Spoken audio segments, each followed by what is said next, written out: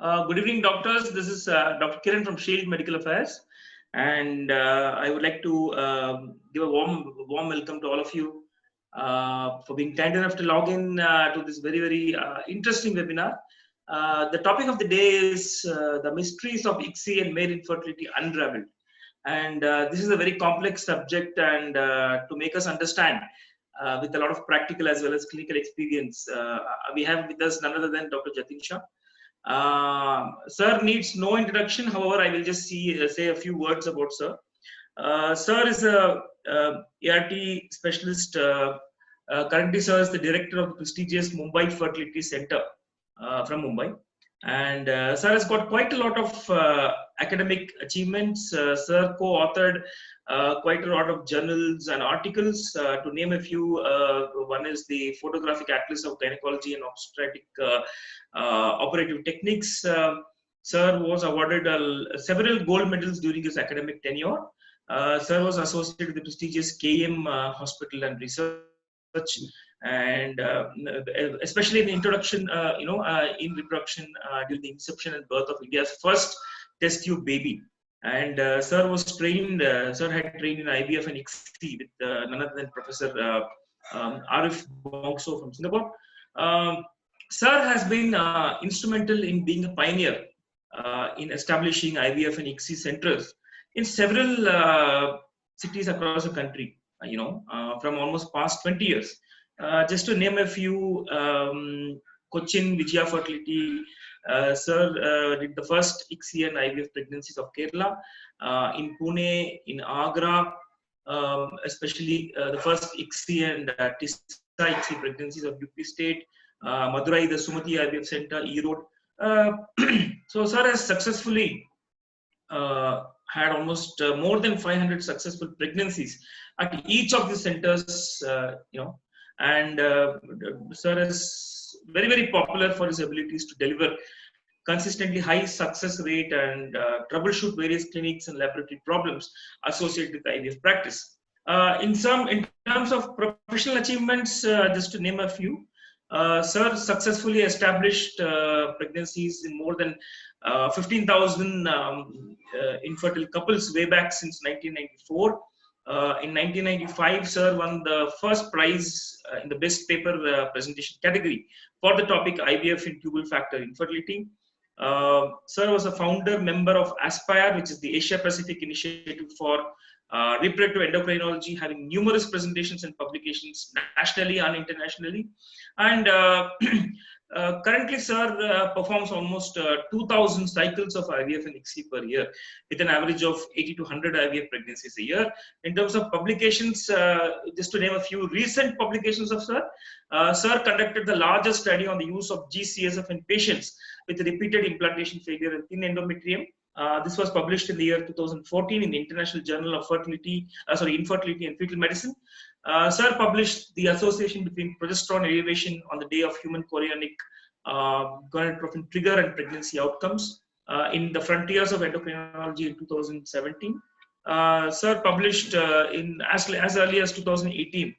Sir published the article on preterm birth among pregnancies conceived by ART in Mumbai. It is an original research article paper, and it was published in the International Journal of Reproduction, Contraception and Gynecology in April 2018. So it's such a great and immense experience. I'm sure that Sir will throw a lot of light on this very complex subject. Welcome to you, Sir. Over to you, Sir. Thank you, Kiran, so much. A big thank you to Shield Healthcare and of course Shield Medical Services for providing this platform once again for me. Today I've selected a bit of a complex topic because I'm so used to talking of female infertility all the time and ovarian stimulation. So I thought it would be a nice change for the audience and for me also to talk about something else, and that's why I thought an area which is often neglected because we are all gynecologists, and it would be nice to give some more details about male infertility where we are today, and some pros and cons of how ICSI should be done and how it shouldn't be done. So I'll just begin by sharing my screen.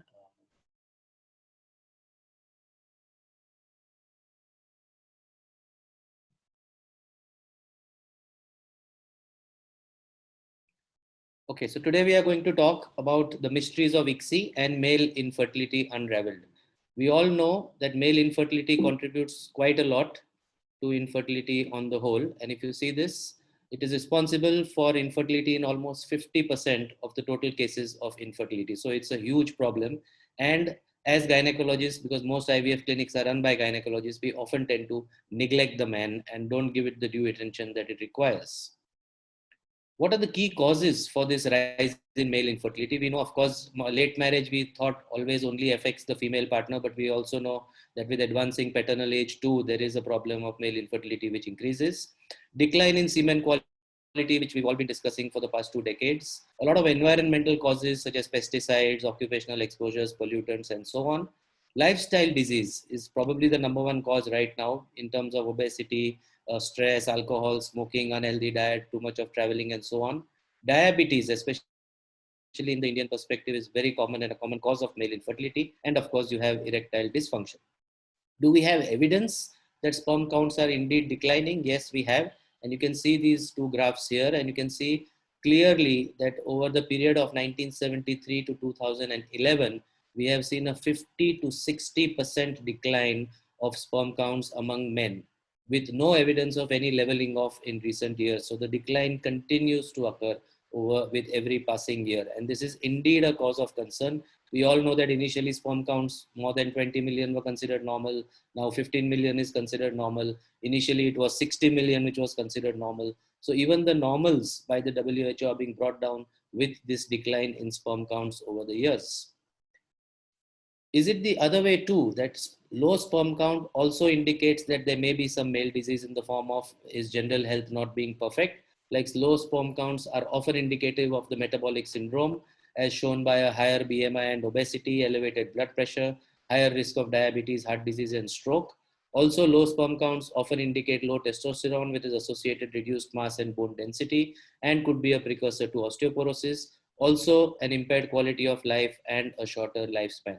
So when men with low sperm counts, 20% more likely to have more body fat, higher blood pressure, and more bad cholesterol. So this is a very important study which was recently published. Causes, all of you are familiar. Of course, this is a post-graduation textbook stuff. Pre-testicular causes in the form of hypothalamo-pituitary disease. Testicular causes may be genetic in the form of Klinefelter or some other genetic defects, or maybe non-genetic in the form of the presence of a varicocele or Sertoli cell-only syndrome or effects of chemotherapy or radiotherapy. And of course, you have post-testicular causes, which are also very common, like a blockage of the ductal system, congenital bilateral absence of the vase, acquired blockage, anti-sperm antibodies, ejaculate duct obstruction, and so on. Of course, it's not in my domain because it would be in the domain of the andrologist to really take you through how to evaluate and how to do all the testing and all that.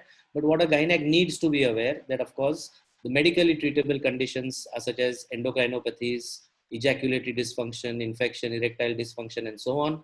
Surgically correctable conditions like the varicocele, testicular torsion, cancer, cryptorchidism, and of course, reversible causes such as lifestyle, sometimes with radiotherapy, chemotherapy, medication, and sometimes the drugs which are used.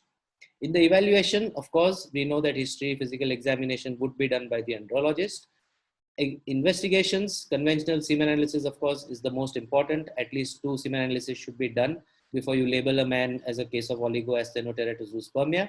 More recently, we have also started checking sperm DNA fragmentation, or the SDF or the DFI, as we call it, which is especially useful in patients of unexplained infertility. Now, this is one of the most neglected areas because a lot of unexplained infertilities, we later on find out when we do IVF that 70 to 80% of them have fertilization failure as a cause of their infertility. So it's useful to assess the sperm DNA fragmentation here, because if it is more than 20-25%, it is better to do ICSI, as I will show you subsequently.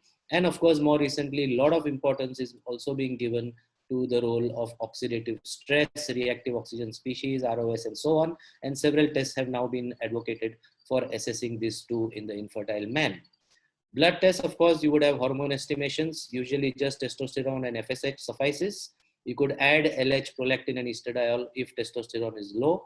Karyotype and Y chromosome microdeletion analysis could be done for patients with azoospermia or severe oligozoospermia, and of course, various mutations for patients of congenital bilateral absence of the vas. Radiological studies, of course, when indicated as per the andrologist's advice. scrotal ultrasound, rectal ultrasound, MRI pituitary, and so on, as and when indicated as per the patient. So if you look at the conventional semen analysis, we used to look at concentration, motility, morphology. All of you are familiar with that. We have more advanced tests now for assessing sperm DNA fragmentation, such as the tunnel, the SCSA, SCD, and COMET, reactive oxygen species with the myoxis, acrosome reaction, sperm zona pellucida binding, and mitochondrial function. So these were the tests which were done in the olden days. These are the tests which are presently being done, and the future obviously lies with genomics, proteomics, and metabolics. Very important point, and one new addition to my lecture today is, which has been neglected, and that is the global incidence and the role of male oxidative stress infertility, or MOSI as it is now known. If you look at these statistics, if we talk of say 186 million infertile couples, almost 30% would have a combined male and female factor, 20% would have an exclusive male factor, which makes male factor responsible for 50% of infertility, that is 93 million couples. Of these, 50% would have a known cause of infertility, 50% we would call idiopathic, and in this idiopathic group, 80% would have oxidative stress as the cause of infertility. So male oxidative stress infertility would be responsible for almost 37 million couples out of the 186 million total infertile couples in the world. So this is a really huge statistic and a grossly neglected area of medical treatment for the male partner. We know that reactive oxygen species is of course physiological, and it has an important role to play in sperm maturation, motility, morphology, acrosome reaction, fertilization process, and so on. But if it is excessive, if you have unregulated ROS production, which could be due to exogenous reasons like radiation, toxins, smoking, and alcohol, or could be endogenous like infections with leukocytes, too many immature sperms giving excessive residual cytoplasm, or the presence of a varicocele giving testicular hyperthermia and hypoxia. And all these in turn would result in oxidative stress to the sperm in the form of lipid peroxidation, damage to the DNA and very high DNA fragmentation, and apoptosis of the sperm factors. So this is how ROS, excessive ROS, will affect and give you such a high incidence of MOSI. Of course, there are tests now available to assess the level of oxidative stress.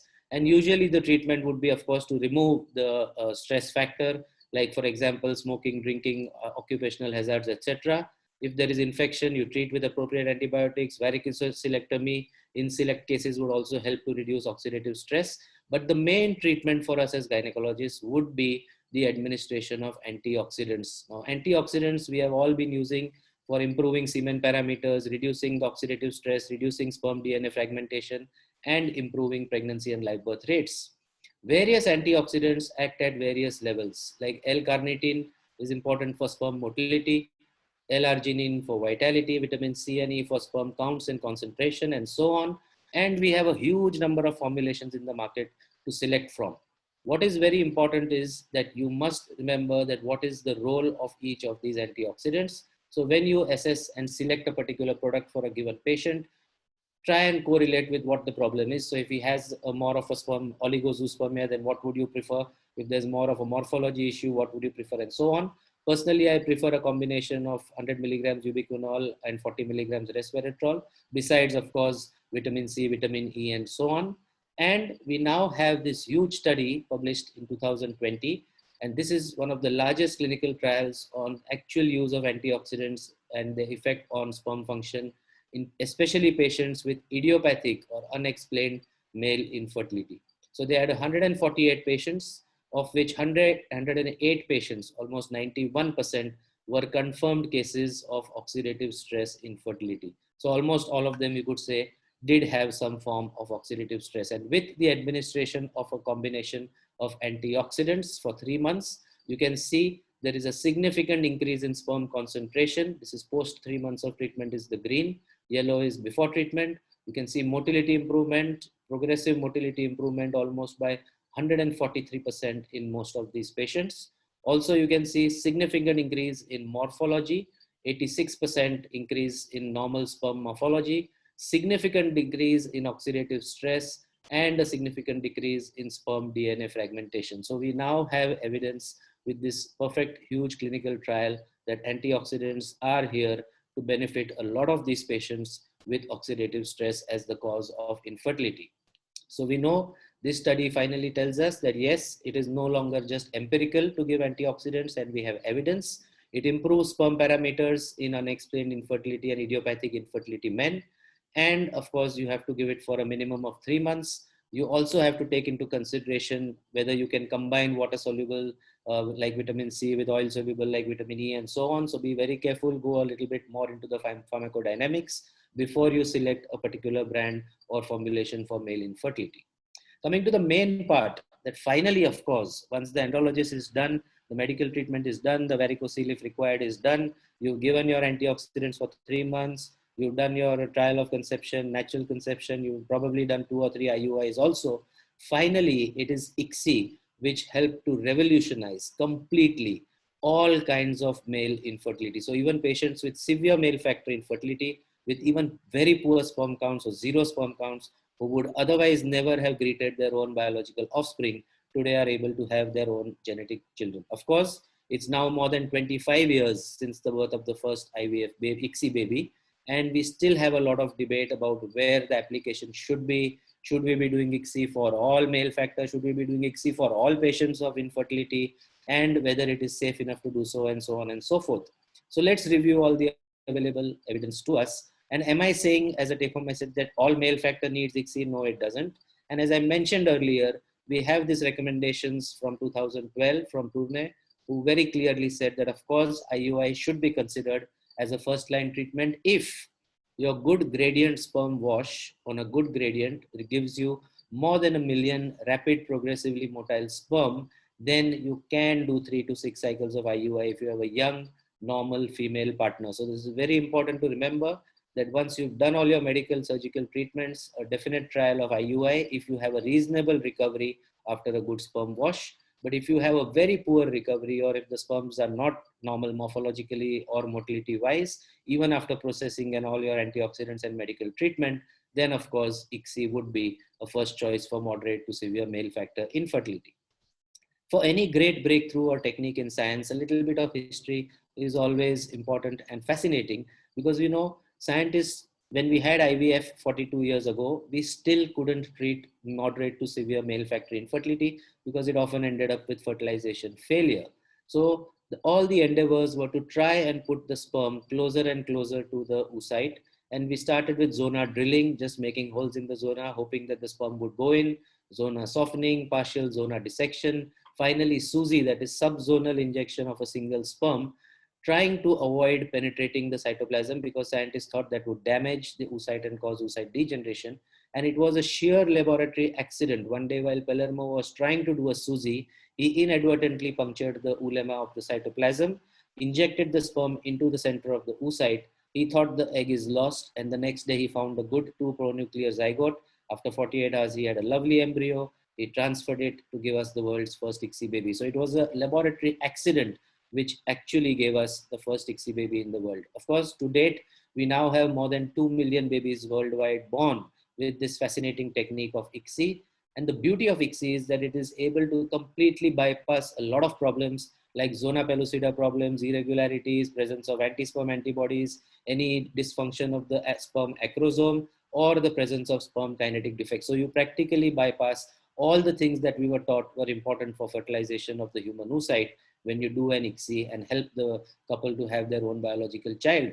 Not only sperm with very poor count, very poor motility or bad morphology, but we now apply ICSI even for azoospermics, as long as you can microsurgically retrieve sperm from the epididymis or the testicles of these patients. So this has now confirmed that ICSI is not affected even by the maturity of the male gamete. So even sperm retrieved directly from the testicle can give you a good biological live birth. And that has resulted in us pushing the boundaries to application of ICSI to the most extreme aspects of male infertility, such as cryptozoospermia, virtual azoospermia, or even absolute azoospermia. Is ICSI for male factor really so successful? We hear IVF clinics telling us, oh, it's the same. You give me a blocked tube, you give me endometriosis, you give me male factor, all of them will give the same result with ICSI. And this was a paper which was done in 2017 to actually study whether this is true. And they compared the outcomes in male factor infertility with a group undergoing ICSI for tubal factor infertility. And they proved the point that yes, compared to tubal factor, male factor gives you the same fertilization rates as tubal factor and also similar pregnancy rates as tubal factor. So ICSI for severe male factor infertility, extremely successful, and the results are on par with IVF being done for tubal factor or other indications for infertility. What about unexplained infertility? Now here again, there was a paper in 2018 which compared the outcome of ICSI for male factor with unexplained infertility. And you can see male factor actually does better.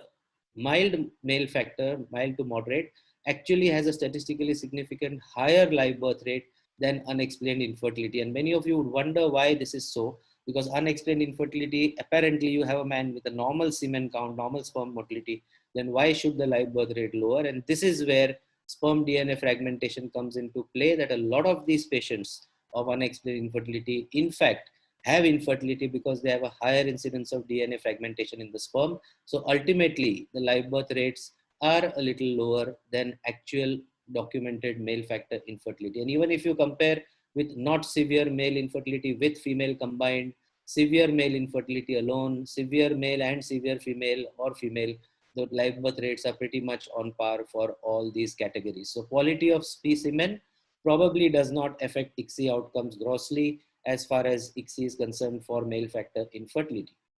What about the source of the sperm? Most of you would imagine that obviously sperm which is in the semen or ejaculated sperm would always be the best and give you the highest success rate as compared to sperm retrieved from the epididymis in obstructive azoospermia or from the testicles in non-obstructive azoospermia. But you would be surprised that with epididymal sperm, you in fact get the highest fertilization rate and you also get the highest clinical pregnancy rate per cycle, because these are just cases of obstructive azoospermia. The spermatogenesis and the testicular function is absolutely normal. So sperm DNA is excellent. They don't have too much of DNA fragmentation, which is why you get a very good fertilization rate and pregnancy rate compared to ejaculated sperm. And the same, second is testicular sperm, which also gives a little higher pregnancy rate than what you get with ejaculated sperm. Again, because of the same reason that the ejaculated sperm are cases of male factor with very poor sperm counts, poor sperm motility, bad sperm morphology, and which is why the pregnancy rate is not as high as with cases of obstructive and non-obstructive azoospermia in some categories of patients. So this is a really surprising and very interesting study. A lot of you would also feel, because all IVF clinics tell you, oh, you can just freeze epididymal sperm, you can freeze testicular sperm, you can do repeated cycles from the same PISA or Tesa. You don't have to keep repeating that procedure thanks to sperm freezing, which is so successful. But is it really the same? And we now have evidence that this probably may not be the same. So if you see here, epididymal sperm, fresh versus frozen, testicular sperm, fresh versus frozen, frozen pregnancy rates always lower than fresh pregnancy rates. Now, this is a very important finding here because it implies that you might have to repeat fresh PISA and Tesa and not rely on frozen leftover samples from the first cycle. This may not be the ideal thing to do for all patients. Of course, there were a lot of other studies by Haberman, Hollander, Schachter, which said that fresh and frozen are the same results. But this study, which was recently published, shows this. And this is one more study from 2019, again showing comparing fresh versus thawed PISA sperm, fresh versus thawed Tesa sperm. And again, you can see that the live birth rates are lower with frozen samples. So this is probably the reason that they give, is that when you do a lot of teasing of testicular tissue to find the sperm, that teasing and the tissue shearing and shredding which occurs may affect sperm quality because of the release of ROS. So a lot of ROS is released when you do the initial teasing, when you've done a fresh PISA or a Tesa, and then when you freeze that sample, it is frozen with the enhanced ROS, which is why some of the sperm gets damaged and you don't get as good a live birth rate when you use frozen PISA and frozen Tesa sperm as compared to fresh PISA or fresh Tesa sperm. So this is a very important new modification that we need to keep in mind when we often wonder as to why the second cycle with a frozen PISA or Tesa did not give you the desired outcome that you wanted. A very important slide, and this was given to me by my very good friend, who is of course an international authority on male infertility, and that is Dr. Rupin Shah. And he said that especially for these three categories, he's been teaching us this for the last 2 decades now, in cryptozoospermia, virtual azoospermia, and necrozoospermia, make it a point to always, even if the initial sample shows that there is no sperm, always centrifuge the sample and examine the deposit. If you don't find sperm, take a second ejaculate, and there is a very high probability of finding a live sperm in the second ejaculate. He even goes to the extent of saying that there have been patients who have had sperm in the third ejaculate. Of course, provided the man is capable of giving you 3 samples in one morning, and often that would reveal live sperm. Also, in patients of necrozoospermia, we know that if all the sperm look dead, many a times you can find a live sperm, and if you can't, then testicular sperm aspiration would always be better in these patients to give you better quality and even motile sperm. In teratozoospermia, even if your laboratory reports show 100% abnormal, 99% abnormal, if the embryologist is skilled enough, he will always be able to find 5 to 10 normal morphology sperms even in these bad samples. So it's very important that he has to identify sperms with a normal head. Of course, pinheads we know have a 0% chance of pregnancy. Even round heads give very few pregnancies. So it's very important. You could ignore a bit of midpiece or tail defects, but you have to be very careful in selecting sperms with a normal head morphology. And even in the worst cases of teratozoospermia, usually you will be able to find enough normal morphology sperms to do an ICSI for most of these patients. So here we have a study now. Okay, we got all these bad quality sperms in these very bad patients of male infertility. What are the outcomes as far as the ICSI is concerned? Whether you get good fertilization rates, you get good embryos, you get good pregnancy rates. So here the best way to compare that is always to compare with donor sperm. And so here they had a study where half the oocytes were fertilized with the poor quality sperm of the husband, and half the oocytes of the same patient, of course with the consent of the patient, were fertilized with proven fertility donor sperm as a control. And of course, as expected, the husband sperm category did produce a lower fertilization rate. As you can see, 65 versus 83, but note it is still 65%. So it is not very bad. It's marginally lower than donor sperm. Even in cryptozoospermia, 70 versus 75, necrozoospermia, 65 versus 85. The zygotes derived in non-obstructive aerospermia, of course, had a lower cleavage rate, but the rate of resultant good quality embryos were not different. So this is very important point here. And the final pregnancy rates were pretty good in azoospermia at 36%, cryptozoospermia 40 versus 66 with donor, and even in necrozoospermia 20 versus 33% with donor. So you do get reasonably good fertilization rates, good top quality embryo formation, and decent pregnancy rates, even with the use of such poor quality sperm in patients with this severe male factor infertility. So what did this study tell us? Again, they stressed the same point that in non-obstructive azoospermia, please carefully examine the centrifuge sperm from 2 ejaculates, and which might be motile and have good morphology and would be suitable for ICSI. Even in cases of necrozoospermia, which is normally considered one of the worst conditions because of the presence of a huge number of dead sperm, you could isolate sperm in these cases with a careful search and a good centrifugation. And this is significant because you can avoid unnecessary Tesa procedures if you have a good backup in the laboratory with an embryologist who is ready to go through these additional steps and make sure that they have done a thorough search to find good sperm for you. And that brings us to one category of male infertility, which somehow nobody talks of. And very often we hear that in conventional IVF, you get failed fertilization. So you have a patient with a normal semen report, normal looking oocyte, you do a conventional IVF, next morning you find none of the eggs had fertilized. Yes, you diagnose for the patient that, okay, failed fertilization was the cause of your infertility. And this is a huge problem, that this category is a very difficult category to diagnose before you actually do the IVF cycle. But do you have some option for them? And you must have heard that most of us then do something called a rescue ICSI. So I do a conventional IVF. I find that the same evening, if I've done an early denuding, or the next morning that there is no fertilization of the oocyte, we then go on to do a rescue ICSI. And this was a wonderful study here of 5,500 patients. 500 couples, they did short insemination. And if they had more than 30% fertilization rate, they were called the short-term IVF group. 100 patients odd detected total fertilization failure when the oocytes were examined 3 to 5 hours after insemination. And these were the ones where rescue ICSI was done. And you, of course, had 4,900 couples who underwent conventional IVF with overnight incubation. And that was the traditional IVF group. And to our surprise, you can see here, the clinical pregnancy rate in all three categories is the same. So traditional IVF, short-term IVF with early denuding, and rescue ICSI in the failed fertilization all give you acceptable and equal pregnancy outcomes.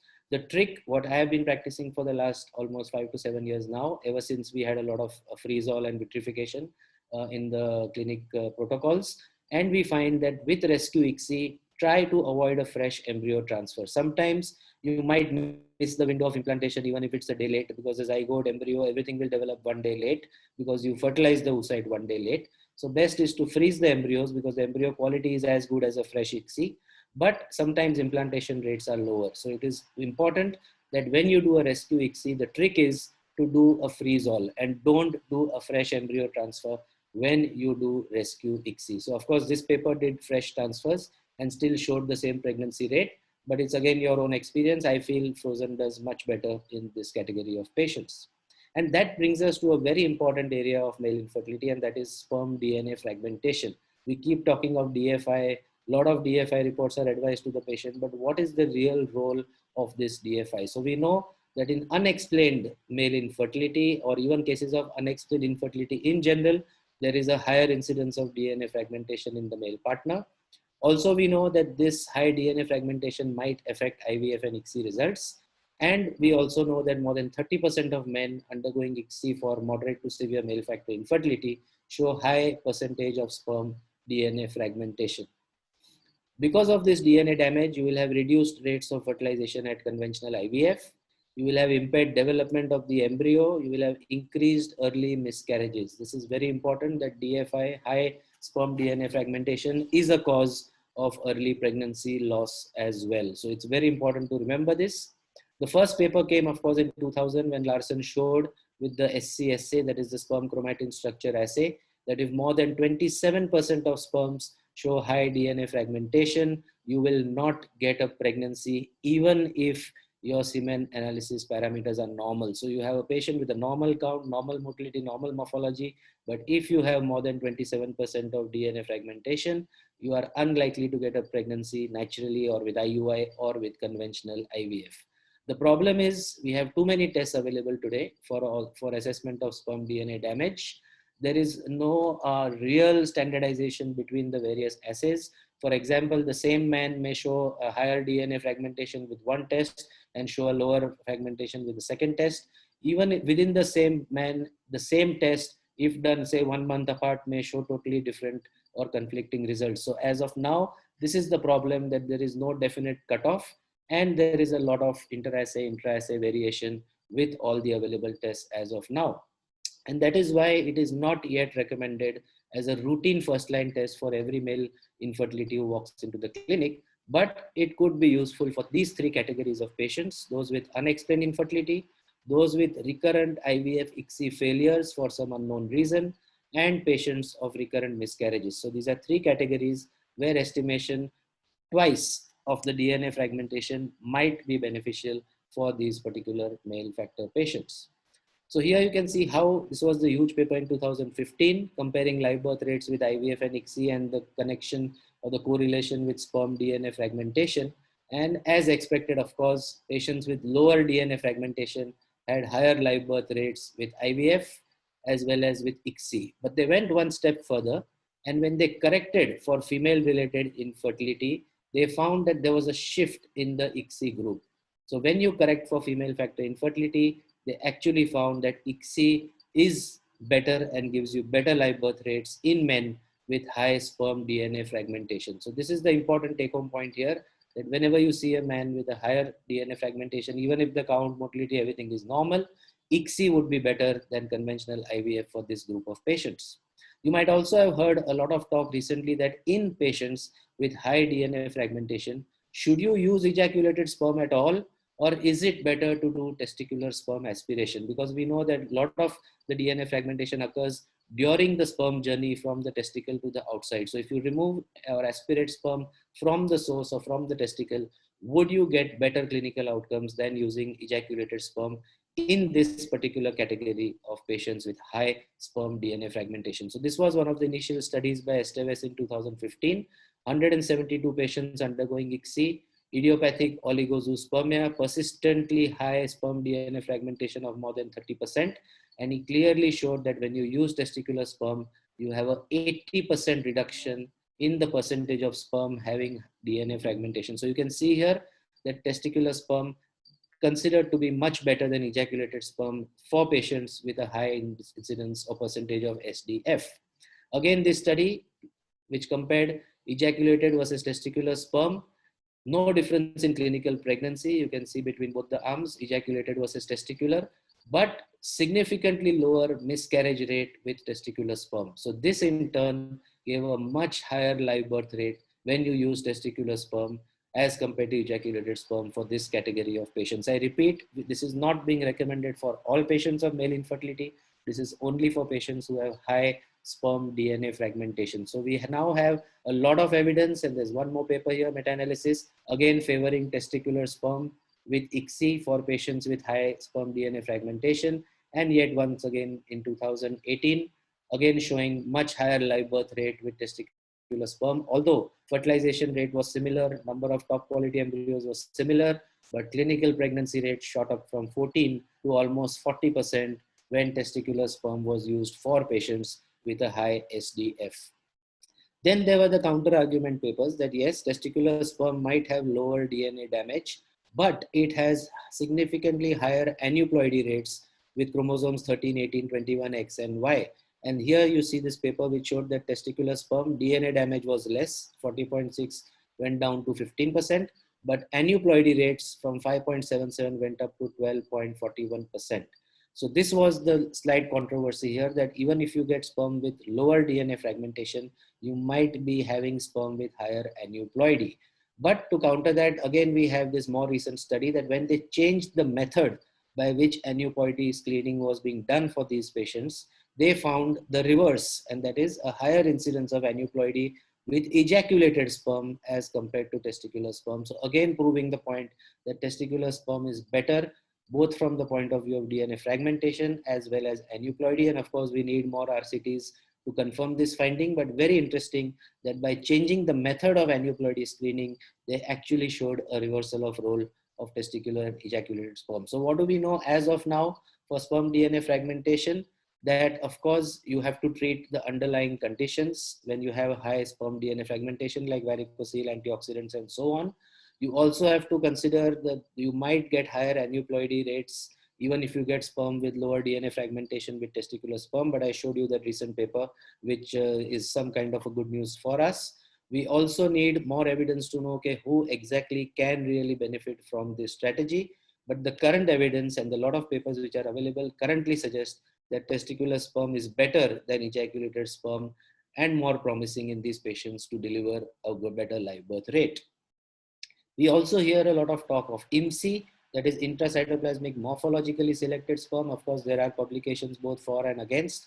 Again, it's your personal experience. But you can see here that the Cochrane analysis concluded that the results from the available RCTs do not support the routine clinical use of IMSI, and there is no evidence of effect on live birth or miscarriage, and that the evidence that IMSI improves clinical pregnancy rates is actually of very low quality. So right now it's still a status quo. We don't know whether it really benefits the patients. And the same is with all these newer things which you keep hearing like physiological ICSI or PICSI. And again, this systematic review with all these meta-analysis shows that there is no statistically significant difference between PICSI and ICSI as far as live birth rates are concerned.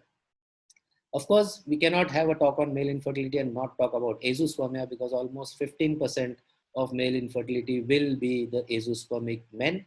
And here we of course have the two common categories. One is obstructive azoospermia, the other is non-obstructive azoospermia. Obstructive, of course, ejaculatory duct obstruction. One of the commonest categories we get in practice is congenital bilateral absence of vase. We actually wait for these patients because they have the best sperm quality and the easiest to retrieve with just a 26 gauge one shot. Usually you get very good sperm. FSH of course will be normal, testosterone will be normal, testicular volume will be normal, and you will have a full epididymis on clinical examination. And of course, on the other hand, you have your non-obstructive azoospermia, which is the more difficult category, where usually quite often FSH might be increased, testosterone may not be normal, testicular volume may be reduced, the epididymis may be flat, and so on. Of course, that's more of an embryological part, but from the gynec point of view, you have several techniques here for aspiration or retrieval of sperm. So the commonest, of course, is Tesa, that is percutaneous epididymal sperm aspiration, done with a simple 26 gauge needle for cases of obstructive azoospermia. You then have Tesa, that is testicular sperm aspiration, which is indicated if Tesa fails in obstructive azoospermia, or congenital bilateral absence of vas where the epididymis also has agenesis, so there is no full epididymis from which you can aspirate sperm. If you have favorable testicular histopathology in non-obstructive azoospermia cases, and if any previous attempt of Tesa in that patient has successfully yielded sperm, all these would be indications for doing Tesa. And then, of course, you have multiple biopsies, that is Tesa, if all the above have failed. And finally, and the most recent and the most fascinating, is micro Tesa, that is microsurgical testicular sperm extraction for very bad cases of non-obstructive azoospermia, where PISA, Tesa, and all multiple attempts do not give you any good viable sperm. So PISA, of course, very simple technique. You can see here, just under local anesthesia. This is Rupin doing it at our clinic, and he just injects the local anesthetic in the region of the epididymis, and waits for about 4 to 5 minutes, rubbing it in for it to work and have effect. And then all he has to do is just, that's how the local anesthetic is being spread out.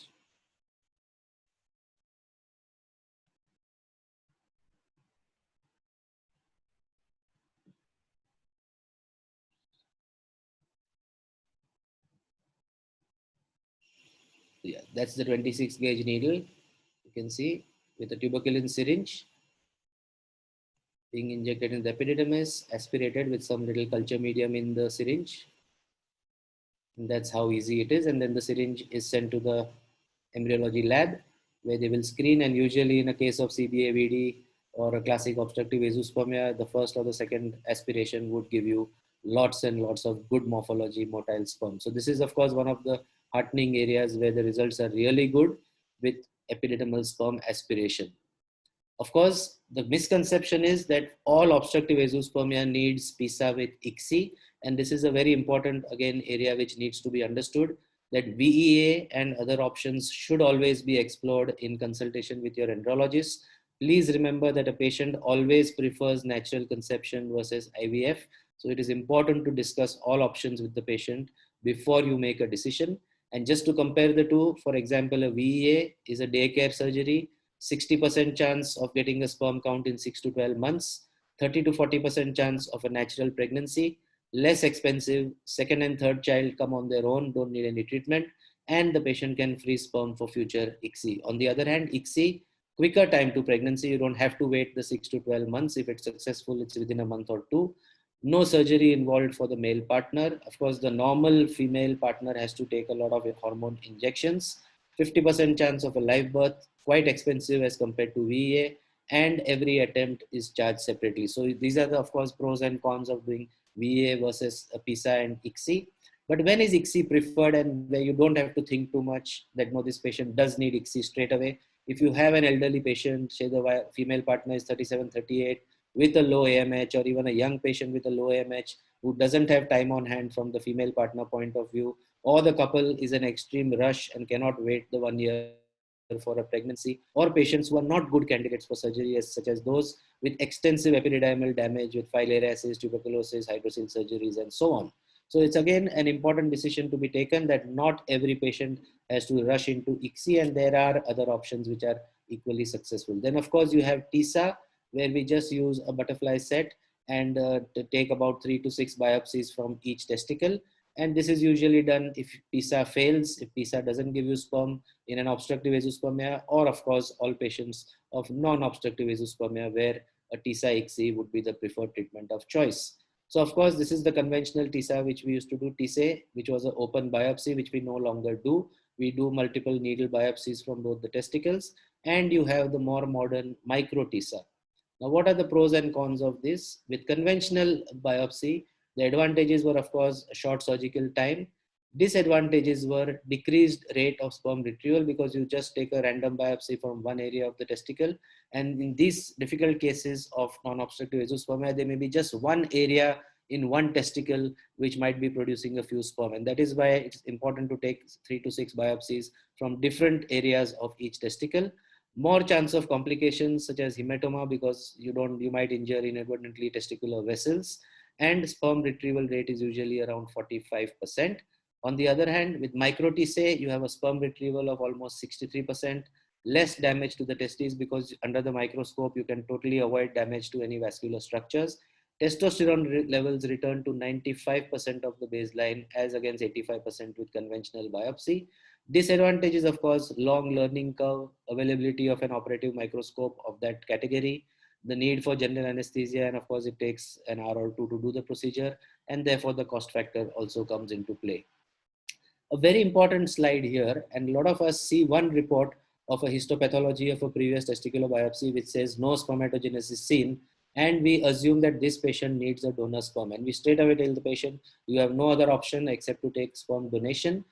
Please remember this slide, very, very important, that 20 to 25% of men with a histopathology diagnosis of Sertoli cell-only syndrome, which we so commonly see, 35% of men who have a report of a testicular biopsy showing maturation arrest, and more than 90% of men with severe hypospermatogenesis as the diagnosis would have normal sperm retrieved on Tesa. So this is very important. Don't jump to the conclusion that if the histopath report of a random testicular biopsy in the past says no spermatogenesis seen, that this patient will not have a sperm. So it's always worth trying, and you must consult the embryologist to make sure that this patient may or may not, is it likely that this person will be in one of these categories of patients as shown here. So just because a single biopsy report is unfavorable, do not write off all hope and directly advise donor sperm to these patients. Comparing micro Tesa to conventional Tesa, of course, conventional Tesa cannot, as I told you earlier, discriminate areas of the testes with sperm production because it is more of a random sampling. Micro Tesa, you can see the more opaque seminiferous tubules because these are the ones more likely to contain active sperm. And of course, you have a minimization of post-operative complications because you can accurately identify blood vessels when you use a microscope, and you can also identify which tubule is the best by seeing its opacity, and therefore you have a much better targeted approach to sperm retrieval. So you can actually study and see the seminiferous tubules which are most likely to contain sperm. And you can see this study, a very initial study from 2013 when micro Tesa first came in.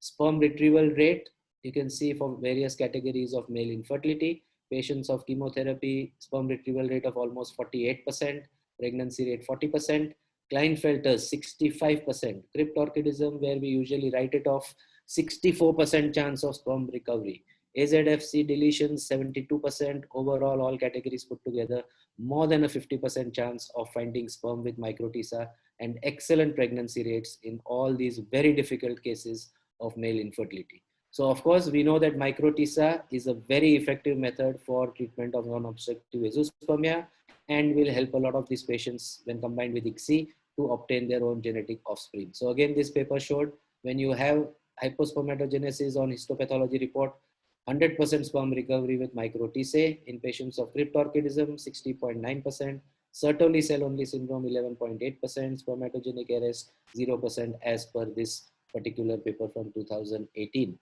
But the downside, the practical pointer is very important that you need a very high level of commitment by the clinician and embryologist and the patient himself, and each person understands their responsibility and the fact that you may not get sperm sometimes and it might fail after all the effort that has been put in. Most clinics in India or even abroad or elsewhere do not give the amount of time that is required in the laboratory for these samples which are retrieved at micro Tesa. You need a search time of 3 to 4 hours, often not by one, but by multiple embryologists. So the more eyes which you use, the higher the chance that you find a sperm. Often requires incubation, centrifugation, researching after 2 to 3 hours. Also, miscarriage rates are higher with the use of this micro Tesa sperm in a lot of categories of patients, expected because the sperm is not as good as a normal sperm, and lower live birth rate than other categories. But The good news is that all the babies are normal, so you don't have to worry on that front. So the male partner has to be counseled that the chance of finding sperm is say just about 20-30%. The chance of pregnancy will be about 20-30%, not the usual 50-60% which we get for other patients. But if you get a pregnancy, the baby is likely to be normal and you don't have to worry, because that's a usual concern. A lot of these male partners have that with all this intervention, will the baby be normal or not normal? And of course, we know that high FSH with small testes might have a lower probability of finding sperm. Normal testes with normal FSH would have a higher probability. In the worst of cases, multiple biopsies, or you might just have one or two focal areas, which micro Tesa helps you to find that one opaque seminiferous tubule, which might contain sperm in that patient. And pregnancies have been reported even in patients where they have just found 3 to 5 spermatozoa. So remember, don't write off the patient. Spend enough time in the laboratory and have a backup team which really spends time on the patient and helps you to find the sperm in the lab. And this is a paper from 2014 which shows the importance of search time. And it is very important that when spermatogenesis is severely compromised, you need an extreme search by the embryologist to find sperm. And you can see here, the green bars are ejaculated sperm, orange are testicular sperm, and this is the time which was required, the search time to actually find sperm and inject. And you can see, even if you find sperm beyond 3 hours of searching, you still get a 50% pregnancy rate with ejaculated sperm, and you still get a 24% clinical pregnancy rate with testicular sperm. So very important slide here, that the more time you spend, you will still find sperm, and it doesn't mean that the more time you spend, the less the chances of pregnancy in that particular patient. So the key points of this particular study, which I want to highlight, is that even, just to repeat what I told you earlier, that even men with non-obstructive azoospermia, please ask them to produce and ejaculate on the day of the scheduled Tesa or micro Tesa. And very often you will find sperm in these patients, by which you totally have to avoid the procedure which was scheduled, and an unnecessary Tesa or micro Tesa will be avoided. So very important, because some patients, even in this particular study, in 17 patients, which is 10% of the total men, they were able to find sperm in the ejaculate on that morning, although it was a documented case of non-obstructive azoospermia, and therefore Tesa was avoided, and they got a good clinical pregnancy rate of 44%. Also, in this category, expect that almost 15 to 20% of patients will have abnormal karyotypes, large majority being Klinefelter, followed by Y microdeletions and so on. So very important to be aware of associated genetic anomalies. And as I told you earlier, the main important thing is that the search time could be as high as 3 to 4 hours for ejaculated sperm, and even as high as 6.5 hours for surgically retrieved sperms. Also, the searches in this particular study involved 3 ICSI operators and sometimes up to 8 additional embryologists. So you can imagine almost 10 people are working on one testicular sample, and then they had such good sperm recovery and such good pregnancy rates. So this is very important. Only if you have this kind of an infrastructure is micro Tesa likely to give you good results, because otherwise we hear a lot of centers saying, oh, micro Tesa doesn't work, we didn't find sperm, we did 10 patients, nobody got pregnant. So please remember that these are the key points when you are having micro Tesa for these patients. And something which I really feel strongly about before we end, of course, and that is the practice of ICSI for all patients. Now, of course, male infertility, there is no argument you need to do ICSI, but we find 95% of Indian clinics do ICSI for each and every patient. Even if you look at Western statistics in UK, for example, if I talk to colleagues there, 60% is ICSI, 40% is still conventional IVF. In US, it's about 70-30 ratio. But in India, whoever I talk to does ICSI for all. So they just do the egg retrieval. They have a visiting embryologist who does ICSI for all the patients. And then they say our live birth rates are not very good. Not one, but look at the number of studies that you have against this. ICSI does not offer any advantage over IVF. You can see here 2001 and SART data 2016. Again, TANUS, no clear benefit in using ICSI over conventional IVF. Low incidence of failed fertilization with IVF. ICSI has fewer live births. IVF versus ICSI, blastulation rates are higher, clinical pregnancy rates are higher, live birth rates are higher. IVF gives higher pregnancy rates than ICSI in non-male factor infertility by Hansiver in 2016. So you have so much evidence that IVF is superior to ICSI when you don't have a clear-cut male factor. And this recent paper comparing the two again, you can see IVF versus ICSI, number of zygotes, blastulation rates, everything was better with conventional IVF. And fertilization rates were the same. Failed fertilization also the same at 9% in both IVF and ICSI. And of course, live birth rates marginally better. So what is the need to do ICSI for all these patients? Some people say, oh, if you get only 1 or 2 eggs, ICSI is better. I don't know how this mental perception comes about. Here, clearly, you can see this study which shows that ICSI does not have any advantage over IVF, even if the oocyte yield is low, even when only 1 oocyte is retrieved. So definitely, you can see here IVF with 3 oocytes, 60%. ICSI, if you do for 3 oocytes, 52%. 4 oocytes, 64 versus 56. So even with lower number of oocytes, ICSI does not give you any benefit over IVF. We know that there are risks with ICSI because you have an exposure to much more chemical influences like hyaluronidase, PVP. The gametes are outside the incubator for a longer period of time. So you have temperature and pH fluctuations. Cost involved is higher. You require a skilled embryologist who is skilled and perfect with ICSI techniques and so on. So we really don't know that why are we performing so many ICSI cycles as compared to IVF. And this is a very good point made by Hans Iver that ICSI on non-indicated patients has prevented 25,000 couples from achieving pregnancy, which he wrote as editor-in-chief in 2016. So please try and do more and more conventional IVF. It is really good and gives you better pregnancy rates as compared to ICSI. Of course, finally to end, there is a lot of perception that ICSI causes abnormal babies, more miscarriages, lower pregnancies. This was of course the original famous study from Belgium, where you had the largest number of patients, 4,268, pregnancy rates around 56, clinical pregnancy 45, ongoing pregnancy around 40. Another paper, is there an increase in congenital anomalies? Again, ICSI versus IVF. Total malformation rate was in fact less than seen with IVF. But of course, in this paper, they saw that ICSI tended to be a younger age group because it was just male factor and they resorted for treatment early. IVF very often is the above 35 age group. So there was a slight increase here. But compared to natural conceptions, there was no increase in any malformation rate with ICSI. What about testicular sperm versus normal sperm? Of course, we know that with severe cases of non-obstructive aerospermia, live birth rates will be lower if you compare to donor sperm or obstructive aerospermia, as I showed you earlier. Epididymal is the best. But the main point is that the newborn parameters of infants conceived were not significantly different. So this is the very important counseling point to be told to the patient, especially non-obstructive aerospermias, that yes, the chance of finding sperm may be less, pregnancy rate may be lower, but your baby will be normal. So this is very, very important and very important point to be told at counseling to all these patients. And of course, we know that with testicular failure, you will not expect pregnancy rates as with the donor sperm, but they are reasonably good, and Tesa and micro Tesa are definitely the male partner and the couple understand the prognosis, the chances, and the efforts which will be required by all concerned. Another very interesting paper here of Klinefelter syndrome.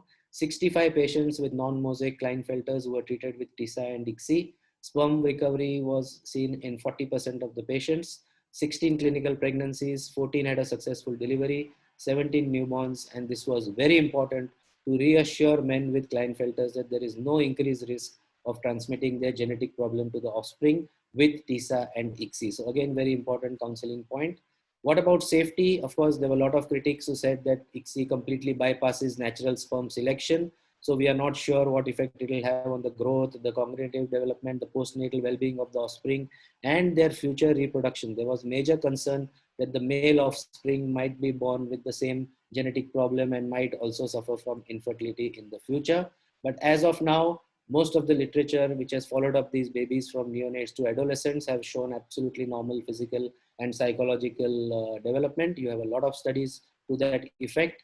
What about male offspring being infertile? A second recent study of these young ICSI men showed that it was comparable to their normal peers. Second study demonstrated slightly lower semen parameters in the ICSI cohort, although all metrics were still considered above threshold according to WHO criteria. And the fact that these ICSI offspring have semen parameters within normal range, and therefore this is very reassuring that it may not be true that they are going to suffer from the same infertility that their father suffered from. Even for the female offspring, we have a recent study, 2017, very encouraging results in relation to their fertility. comparable hormonal profile to naturally conceived girls. Future management of non-obstructive aerospermia, where is the future? We know Sertoli cell only could be treated with transplantation of stem cells to repopulate the germline epithelium. Embryonic stem cells, gene therapy, challenges, of course, we all know about all these things. And to end, of course, the very important recent review, which I thought I must share with you, because there is always concern about whether we should do ICSI on immature oocytes. What about how to avoid oocyte degeneration? Many times, in a new lab, you inject 10 oocytes and the next morning you find 5 are degenerated. What should be the timing after egg retrieval? When should you inject the eggs? Where should be the polar body, so on and so forth, use of round-headed sperm, immotile sperm, what about high DNA fragmentation, which we discussed. And according to these studies, they conclude that injection of metaphase 1 oocytes, which a lot of clinics continue to do, should be discouraged because you have very high aneuploidy rates and poor outcomes. Laser-assisted ICSI, if it comes in the next 2 or 3 years, will replace the manual ICSI, and that would be an efficient method to reduce the oocyte degeneration rate. Optimal ICSI timing and best polar body position have not yet been clarified. Injected zona-free oocytes, if handled carefully, can develop to the blastocyst stage and implant, and efficient options can be offered to patients who have suffered fertilization failure in previous conventional ICSI cycles. So of course, to conclude then, the main challenges for the future still remains that we still don't have any method to select the best sperm or to select a viable sperm when only immotile sperm are available for ICSI.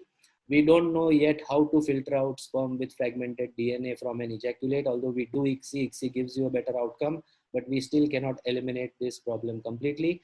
And most of the studies do not report essential outcomes such as miscarriages, anomaly rates, and so on. So although I showed a lot of data establishing safety of the procedure, it's important that whenever anyone presents or publishes something to do with ICSI, we must have the final clinical outcomes as well. So with that, once again, thank you, ladies and gentlemen, for being really patient through this entire long marathon session on ICSI and male infertility. And thank you, Shield, once again. And I'll go back to Kiran now in case we have any questions. Sir, thank you so much for a wonderful and lucid talk. You covered all the aspects. I'm sure the audience enjoyed the same. Sir, there are quite a lot of questions. I'll just read them to you. So the first question is, what is the role of IMSI? Do we need such magnification to choose a morphologically normal sperm? No, so I showed a slide on that as of now, we don't have any concrete evidence that IMSI is of much benefit. So in good hands with a good eye, normal routine ICSI is equally good for selecting good normal morphology sperm. So there is no data to show that IMSI is superior to conventional ICSI for any particular category of patients. But there are groups who have a lot of experience with IMSI, especially in some very difficult cases of repeated IVF ICSI failures or very bad teratozoospermia where you need a lot of magnification to select very good sperm. If you just feel that most of the sperms are of not ideal morphology, then these are these rare, maybe 2%, 3% of patients who might benefit with IMSI. So that would be my answer for the role of IMSI. Thank you, sir. Sir, you spoke about ICSI at length. So there's a question from Dr. Millen. Do you advise ICSI for all, especially in older men? No, that's what I showed. Whether it's older women, whether it's less oocytes, whether it's older men, these are not indications for ICSI. So please, for ICSI, it has to be male factor infertility or some cases of unexplained infertility where you suspect that fertilization failure may be the reason. So these are the only two categories who are straight away indicated for ICSI. But anything else like tubal factor, elderly age group, less oocytes, poor responders, all these who are till now being categorized as ICSI cases don't really need to do ICSI. So ICSI for all is totally out, not required. Thank you, sir. Sir, is there any specific advice which has to be given to patients before going in for sperm extraction? No, the counseling part is very important. So for obstructive azoospermia, like suppose you have a case of CBAVD, congenital bilateral absence of vase, we always encourage them. We tell them, oh, 99% you will get sperm and 60% chance that you will have a pregnancy in the first shot. Whereas say you have a very bad case of testicular failure with low testicular volume, high FSH, small testes, then obviously you would tell them that there is just a 10% chance of finding sperm and maybe just a 20 to 30% chance of a pregnancy, if at all we even find a sperm and get fertilization. So counseling is very important. You have to make sure that the couple understands the prognosis because these are difficult cases. Statistics are good, data is good. A lot of publications are in favor of doing Tesa and micro Tesa, but at the end of the day, we have to see the affordability, whether the patient can do it again and again. IVF is never a one cycle treatment. So all this initial counseling is very important for the couple before you embark on sperm retrieval procedures. As far as the procedures are concerned, they are quite simple, safe, devoid of complications, in good hands. So there is not too much of operative counseling to be done for the procedures as such. But the prognosis and the chance of a pregnancy has to be explained at length. Thank you, sir. Sir, what is VEA? Question from Dr. Rekha Gupta. VEA, that's a vasoepididymal anastomosis, no? VEA Yes. surgery. Yeah. That is a recanalization surgery for blocked vas deferens. Okay, sir. So there's a question from Dr. Sparsha. How can one do early rescue, that is 6 to 8 hours? Because according to her, generally the first check is done after 18 to 22 hours. No, that is conventional IVF where you check at 18 to 22 hours. So I showed you those 4,000 patients were in conventional IVF.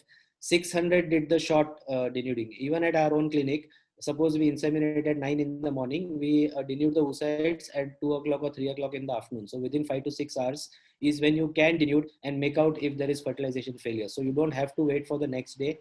Early denuding gives you the same results, and you can examine the 2PN at a very early stage. And if it is not there, you can immediately do a rescue ICSI the same day. So although everybody has been doing 18 to 22 hours, but a lot of clinics are doing the early denuding since the past 8 to 10 years now. I think it's been in practice for us. Like even say, for example, just as a practical shortcut, suppose Sunday my embryologist doesn't want to come, and Saturday morning we've done an egg retrieval with IVF. Saturday afternoon before she leaves, she denudes and transfers them to fresh culture medium, and then directly checks the embryos on a Monday. So you don't need to do visit the clinic on Sunday and do any additional work on that day.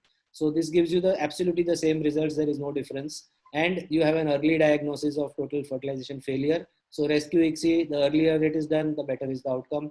So that is what that paper showed there. You denude within 3 to 6 hours of the insemination. Yes, sir. So the next question again is related to the same thing. It is from Dr. Pushi. What she wants to know is if we do IVF and fertilization of the egg doesn't occur, how much time do we have to do rescue ICSI, and how are the results? No, so ideally the same evening is the best, and even the next day is fine. Till now we were always doing the next day. And as I told you, I personally didn't have very good results with fresh transfer, although embryos used to be as good as a fresh ICSI. So we started doing freeze-all and frozen transfers, and we are back to the 50% pregnancy rate with frozen transfer in rescue ICSI cases. So very important thing is that the embryo quality is the same as you would have done a fresh ICSI. So that is a good point. A lot of people feel that rescue ICSI, the eggs will be damaged, embryos will not be good, the implantation potential will be affected, and so on. But that doesn't happen in practice as long as you do frozen transfer. So don't do a fresh transfer, just freeze the embryos and transfer them in the next month. Thank you, sir. Sir, what are your thoughts on the use of microfluidics? That's a developing field. Let's see. I think the next 3 or 4 years will be exciting. Even laser ICSI will be very exciting to see, because that will remove, oocyte degeneration, especially a lot of new labs. Initially with the new embryologists, a lot of the oocytes do tend to get degenerated because of the manual, learning the practical points. So once you have a laser assisted ICSI, I think a lot of that will change as well. Thank you, sir. Sir, what are your comments on the use of MACS, which is MACS, in cases of raised DFI? What is MACS? I'm not sure. I have not mentioned, sir. Okay, so I think we'll move on to the next question. Sir, you spoke about antioxidants at length. So Dr. Kavita wants to know what antioxidants you use personally, and how long do you use it before IVF? Yeah, so I like to give a ARG9, and we also give a combination of ubiquinol 100 with resveratrol 40 milligrams. So that we give for a minimum period of 3 months before starting the IVF cycle. So that is usually what I personally prefer. But you have a lot of formulations in the market, and most of them give you equally good results as you give them as long as you give a good amount of coenzyme Q, maybe vitamin C, vitamin E, and I find resveratrol very helpful as well. Thank you, sir. Sir, what are your thoughts on some of these, I would say, enzymatic antioxidants like superoxide dismutase and glutathione peroxidase? Do they have any role in idiopathic male infertility and all so, sir? No, I don't have personal experience. So as of now, I showed you that large study which they did recently, and what I use personally. Right, sir. So the next question is from Dr. Satya. Can you please comment on artificial oocyte activation, sir? This is still a developing field research stage as of now. So we don't know. I have two patients where they have been doing repeated cycles of oocyte activation in Tokyo, and I have not seen a pregnancy as yet. But of course, there are reports of it being successful, especially very low AMH or the elderly age group. So it's an exciting area, but we still need more papers, more RCTs before we start doing it routinely. Right, sir. Sir, what types of sperm preparation for ICSI and IVF do you recommend or follow? So for IVF, with a normal sample with normal sperm count, motility, and morphology, we like to use the layering method. So it's very easy. You just take 4 test tubes, put 0.5 ml of culture medium in each, and then underlay the culture medium with liquefied semen. Incubate this for about 30 minutes. So it utilizes the intrinsic motility of the sperm. So rather than you using harsh centrifugation, which could release ROS, the sperms use their own motility and swim up into the supernatant. After half an hour, we pull all the supernatants, then centrifuge, because now you removed all the dead sperms, RBC, WBCs, and so on. So there is very minimum release of ROS, and then use that pellet for the final insemination in IVF. For ICSI, we prefer, and you have to use the gradient method because they will usually be cases with very low sperm counts, very poor motility. So the intrinsic motility may not be enough to give you a good retrieval with the layering method. So you have to use a gradient method, wherein all the motile sperms in the original semen sample will be pushed down to the pellet with centrifugation through the 2 gradients, usually 40 and 80 or 45 and 90, and give you a good recovery of sperm, even in the worst cases of oligoasthenoteratozoospermia. So these two are different methods, and that's a very good question because that point needed to be covered. So what are the different criteria for conventional IVF? For conventional IVF, any female factory infertility, tubal factory infertility, patient with previous ectopic pregnancies, any patient with a previous early pregnancy loss.